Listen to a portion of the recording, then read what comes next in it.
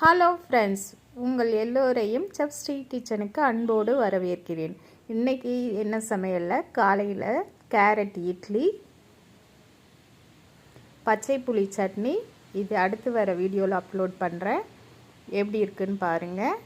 பாதாம் பருப்பு அஞ்சி, சங்கு பூட்டி, ஒரு சின்ன வாழைப்பழம். இதுதான் காலை டிஃபன்.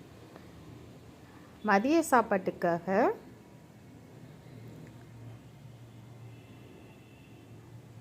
சுட சுட சாதம், கத்திரிக்காய் முருங்கைக்காய் போட்ட சாம்பார். இன்றைக்கி மார்கழி மாசப்பரப்புங்கிறதுனால சாம்பார், உருளைக்கிழங்கு வறுவல், தயிர். இதுதான் இன்னைய சாப்பாடு. வாங்க சாப்பிடலாம். பிடிச்சிருந்தால் லைக் பண்ணுங்கள்.